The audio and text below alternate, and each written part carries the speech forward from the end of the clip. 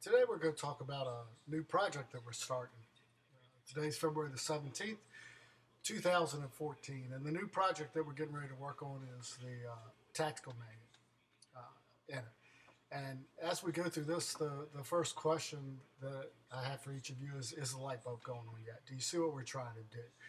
Uh, do you see the direction we're going in, what we're heading for, the aim? And very simply put, it's all about the culture. What we're trying to do now is we're trying to build the Ori way.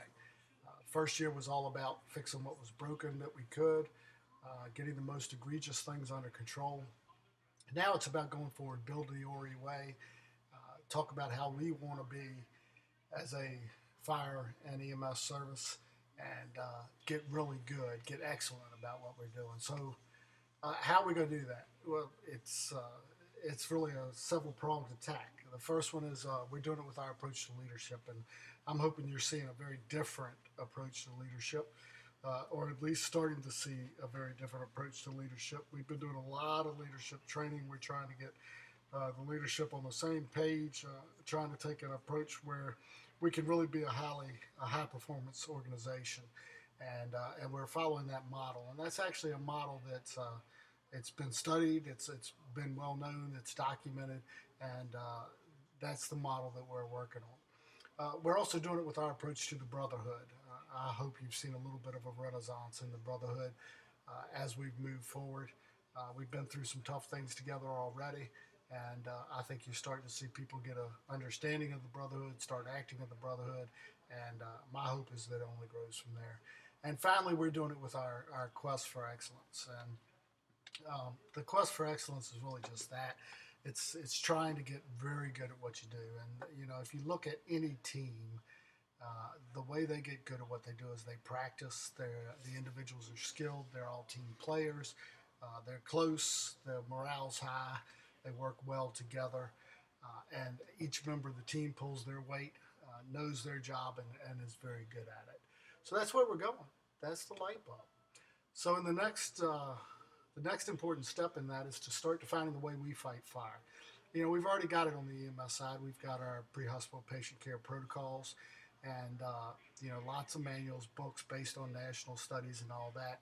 And we're really going forward now on the fire side of trying to find what is the Ori way. How do we fight fire? How do we work on the fire ground as a team here in Horry County? Um, Now we're going to do that by developing a playbook, and once we develop that playbook, we're going to do like any team does. We're going to practice those plays. We're going to get really good at those plays. We're going to build muscle memory on those things.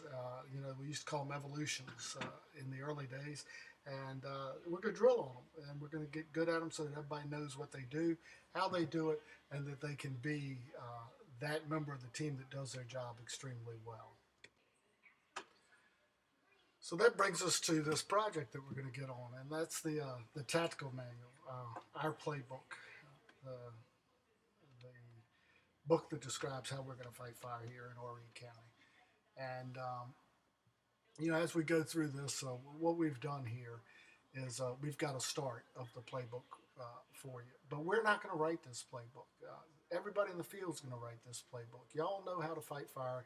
You know what you should be doing out there. It's just a matter of us all getting on the same page. So you'll see as we end this up that we give out assignments. And the way it's going to work is each month, one station is going to write another dispatch code, a tactical guide on how we'll operate in those with that. And the whole reason we're doing this is so that we can operate as a team. If you think of any team you ever played on, anything that wasn't an individual sport, you had a playbook. And in that playbook, you had disciplined approaches to things that you could foresee happening. You had plays that you followed on that, and each member of the team had a certain role in that playbook and during those plays. So that's the intent of this manual, is to work as our playbook for the Ori way. And this is important for a couple of things. One is it's going to let us be really good at what we do. If we're disciplined, if we're good, if we're practiced, we will be really good at what we do. The second thing it's going to do is it's going to make this a lot safer operation on the fire ground. Fire grounds that are confused, fire grounds where officers are having to scream and yell, fire grounds where there is a lot of freelancing are very dangerous places. And, I want to make sure that we all go home at the end of the shift to our families, our friends, our significant others, whatever you got, and that we really work in a way on the fire ground that one's not only efficient, it's not only effective, but it's as safe as we can make it. Now, I am by no means a Bible thumper when it comes to safety. What we do is dangerous. It always is dangerous. It always will be dangerous, and that's just something we accept with the risk of doing the job. But that doesn't mean we act stupidly when we're doing it. So we're going to develop this book that has the plays, and when we learn these plays, we're going to create an environment of excellence. We're going to remove a lot of the danger from the emergency scenes.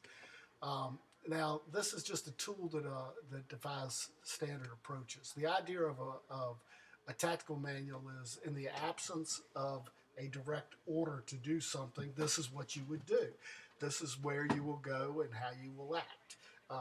That doesn't mean that this is a cookbook, and that's the one thing I want to make sure we avoid here, is that we do not have a cookbook approach to firefighting, because the problem is the fire never read the book, and you're always going to be presented with circumstances and situations that are different. But this should be what will happen automatically, and then the officer can change that as necessary to make sure that we get the operation we want.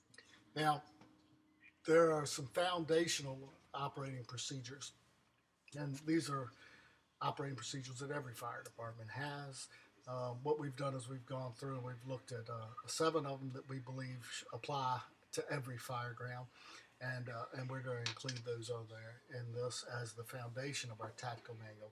So you need to be really familiar with these. You need to be practiced at these, and you need to work well within these. They are the incident command system, size up and radio operations, accountability, water supply, 2 in, 2 out, mayday, and rehab.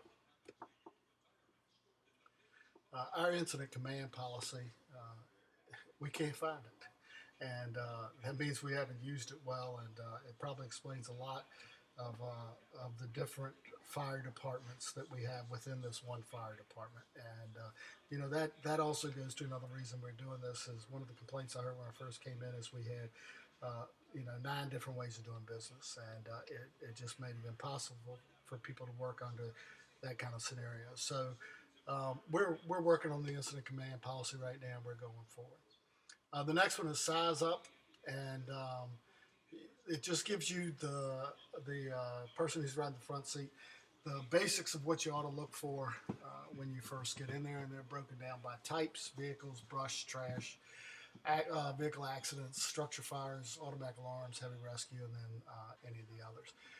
Accountability is also in the area of a rewrite right now. We're going to be changing to the passport system. We're ordering some supplies and equipment now so that we can do it. So we'll have that policy roughed out before this guide goes in effect, and we'll actually be doing scene accountability, which is hugely important, and which I got to admit we do really, really badly. The next one is water supply, and you can't fight fire without an extinguishing agent, and so it's very basic to what we do on every fire. 2 in, 2 out. This is our basic safety one. It also covers our RIT, and we make fun of this one, and we don't take this one nearly as seriously as we should. I hope you all will take this one very seriously. This is very important that we work within this, that we know where our people are, and that we can protect our own as we go through. So this one goes through all that, and I'm not going to rehash all of the actual things of the policy that you need to know. It should be. Mayday, our Mayday policy is also under revision at this time. We've had some near misses. We haven't handled them extremely well, and that's concerning. So we have to rework a Mayday. We're bringing in some people to start at the officer level and start training on managing the Mayday. It seems like the basic place we're at right now is that most of the firefighters know the rescuing yourself. We don't always manage it from a command perspective well, so that's what we're going to focus on as we go forward with rewriting this Mayday and doing the Mayday training for the officers. Rehab. Rehab's a very important policy that we take totally for granted, and we don't do very well either. Most firefighters who die in the line of duty die in the line of duty from heart attacks, and from that means that we're not rehabbing, we're not taking care of ourselves, we're not preparing ourselves, and we do this stuff that's really just horrible on your body long term, where you go from low intensity, low frequency, high intensity activity, which means you go from 0 to 100 all the time, and you're living in that fight or flight nervous system, and your adrenaline's pumping, and you're just putting your body under all kinds of stress. And if you can do that, you really need to think about hydrating well. You need to think about rehabilitating, giving natural breaks. This one's especially difficult because we don't have a lot of people, but we really got to start focusing some on rehab.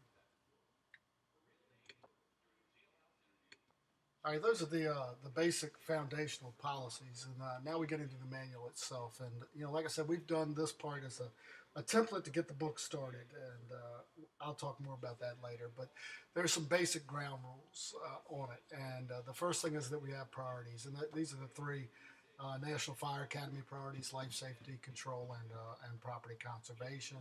Every fire department has those three priorities. We're no different, and that's what we're working into it. Then we talk about operational objectives, and what they are is they're derived from the priorities which you identify. They're very specific in nature, and I don't expect you to be doing IAP or writing these down, but this should be a little bit in your head. What is my objective? What am I really trying to do with this fire? What am I really trying to do with this scene? To do these three things up here: to provide life safety, to control, and to provide property conservation. Now, then once you have an objective, you have to have a strategy on how you're going to achieve that objective. And there are four basic strategies here that all of us use, and this is where I get to preach a little and get on my soapbox, because the first one is offensive. That's an aggressive attack to bring about rapid control of a problem. And this is probably the most misunderstood term in today's fire service, because what we've done is we've confused this, and we've sold a bill of goods to the younger generation that says that offensive is the same as interior attack when we're discussing fire operations, and that's simply not true. Let's think about a gasoline tanker that crashes on 501, bursts into a big ball of flames, and we got to put this tanker out, or else we're going to melt right through the pavement. The world's going to end, and all types of bad things are going to happen. So we aggressively attack that fire with foam, and we make it. We go into the hot zone, and we work hard at that. Well, think about that. Where did interior come into that? You were aggressively attacking that fire. You were trying to put that fire out, but you weren't doing it from inside the tank. From it. So confusing when you're talking about structures, aggressive with interior is really just it's a thing where we've let our ego get out of control with the way we attack fires. You can, with one or two guys, aggressively attack a fire from the outside. Preparing to make entry, you can cool the space, you can darken the fire, and you can make it much more tenable for you to then enter and complete your extinguishment of the fire. And that could be a very aggressive operation. And nowadays there's all types of this cool stuff coming out, slicers and dicers, and I don't know what other acronyms that people make so that they can go on the teaching circuit and tell you they found something new. But I got to tell you, this is nothing different than I was taught in 1979 when I entered the fire academy. At 18 years old, we could hit fires from the outside aggressively. We understood that ventilation had to be coordinated with the fire attack. We understood that the fire followed a path throughout the building, and now we got that fancy term, flow path. But the preaching point here is you can attack a fire aggressively, very aggressively from the outside, and don't ignore that. Don't do stupid things just because your ego tells you that to be an aggressive firefighter you got to be inside the building. So, an offensive attack, either interior or exterior, is an attack where you're going after the fire. You are trying to put it out. Transitional attack, that's a big word for you're holding your ground in it. You're not trying to put the fire out, but you're trying to not let it get any bigger. So you find a strategic place in a structure or in a in the way a wildfire is moving, and you try to cut it off and hold it at that place until you can get enough people there to go in and kick its butt and offensively control uh, or extinguish the fire. The next one is a defensive attack, and that's the one we're always thinking, well, if we hit it from outside, we must be fighting it defensively. No, no, no, no, no, no. That's just wrong. I don't know who taught you that, but they taught you wrong. It is a huge misunderstanding, and a bunch of people are going to get rich reteaching um, this plain basic fact about what we're doing. When you're going to defensive attack, you're just trying to confine the problem. You're not necessarily trying to put the fire out. And the perfect example of this is when you use a heavy extreme of exposures and you just let the building burn to the ground. You're not trying to extinguish the fire. You're going to let it burn itself out, but you're trying to control it and confine it so it doesn't get any bigger. The other example of that is a wildfire where you just go around the edges and you let it burn itself out in the middle. That is a defensive attack. An offensive attack is when you're trying to actually put the fire out. Then the last one is investigative. Investigative is just where you're doing just that. You're investigating to see what in the world's going on, trying to figure out the hazards and see if there's any action that needs to be taken. Next section of the basic ground rules are planning and decision making, and these are just really rules of engagement that you should go through, steps you should go through in your head. I don't care what decision making model you use, just use one. I've got a couple friends who have gotten their doctorates, and their whole doctoral thesis was just on how bad our decisions can be on the fire ground because of the flow of information and the lack of information that we get, and how those bad decisions often lead to a cascading effect, which turns into a tragedy. And what happens is it means you don't have an organized approach. You're going totally by your gut. And I can tell you, experience and gut means a lot, but at the same time, you have to have some kind of logical approach that you go through. The next section are the rules of engagement for survival, and you can basically boil all this down to don't be stupid. I mean, that's really what it comes down to. Don't be stupid. Don't risk things that are not necessary for things that don't matter. If the person's dead, they are dead.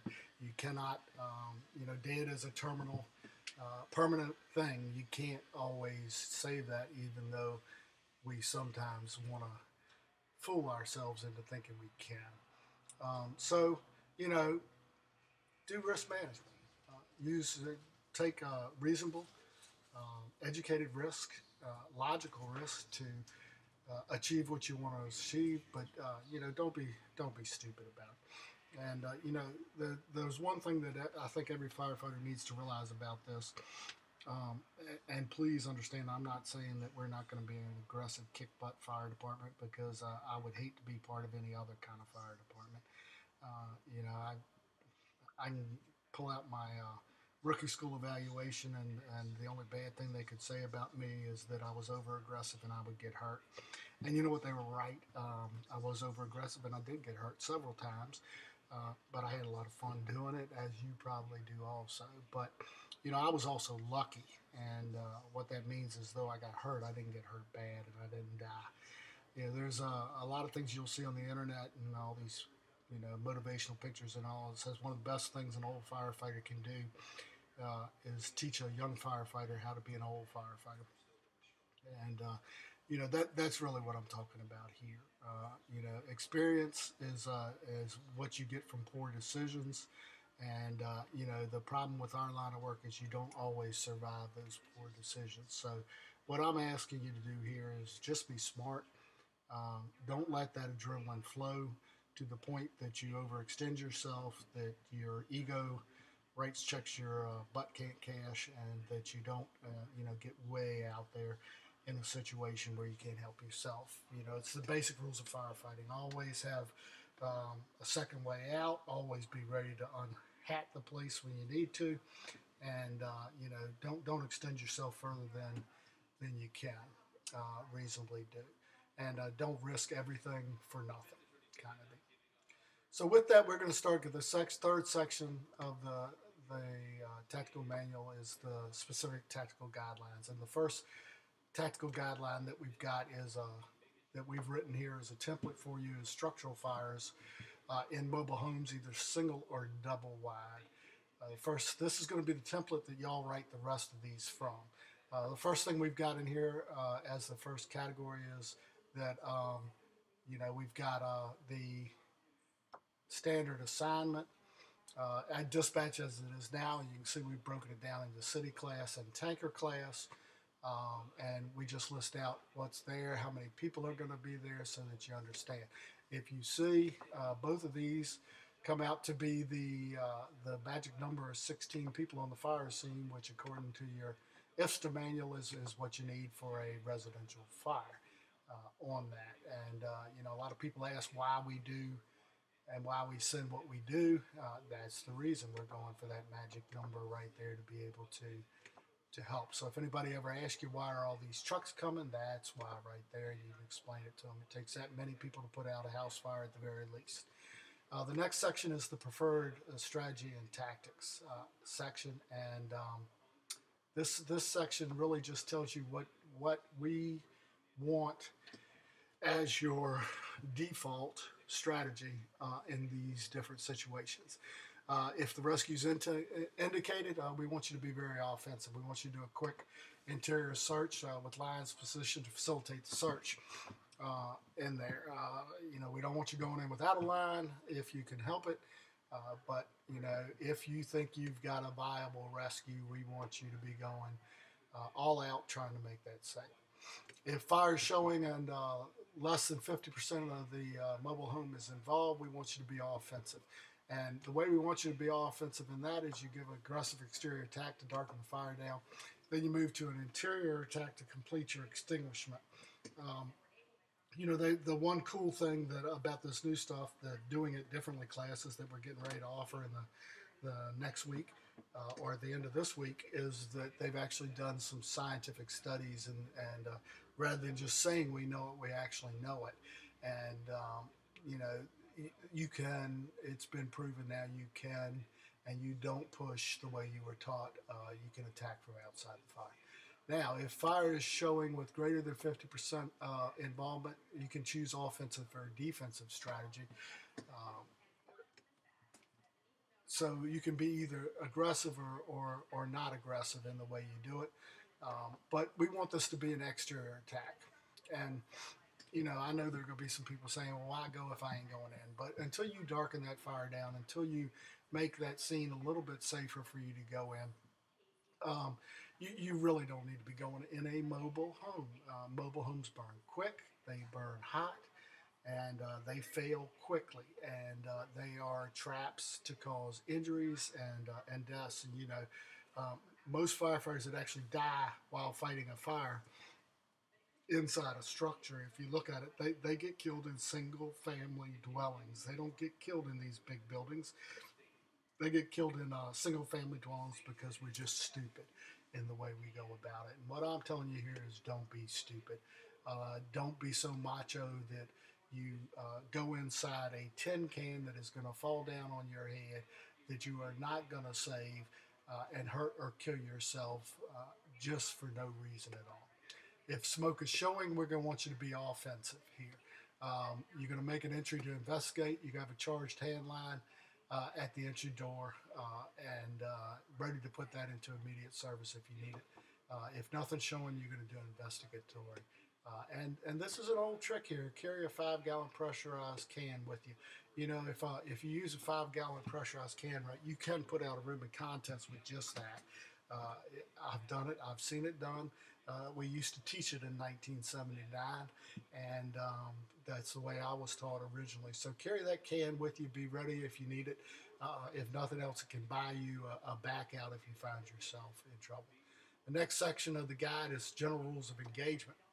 And these are things that you just really kind of the ground rules of the game that you need to think about when you go in. The first one is it's light construction. It's gonna structurally fail very early in it. You know, light constructed houses now they're showing that upon direct flame impingement they're failing as quick as 4 minutes.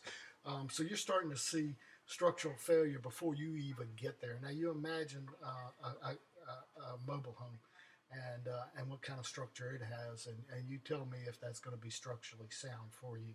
You know, the good news is that you know they're usually close to the ground, so you don't have far to fall if you go through the floor.